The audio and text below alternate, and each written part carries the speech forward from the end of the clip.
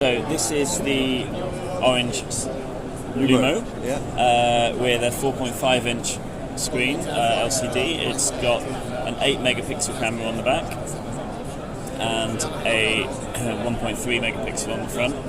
It's running on a dual-core Qualcomm 8930 chipset, and it's 4G. And is this at the top of the tree out of the three handsets? This is pretty much top of the tree. What I'm doing here is showing you through the Orange Gestures application. Yeah, we saw this a little bit last year where you could sort of do a squiggle and it opens. Draw a squiggle and you can allocate it to whichever application you want.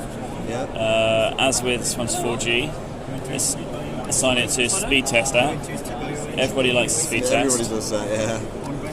So we can come in. We're attached to a 4G network here in Barcelona. And we should see whether the demo will work. That's not so impressive.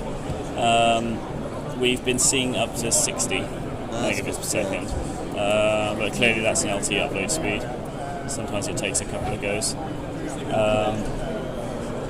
But this is fairly early software on this device. Yeah. I'm trying to think what other specs you might be interested in. Jelly Bean 4.1. Yeah.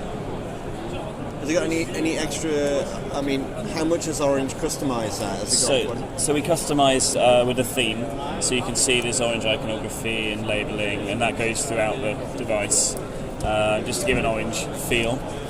We've added the gestures application I've already showed you, and then we have one that's really good for first-time users, which is an Orange Assistant, which is like a tutorial.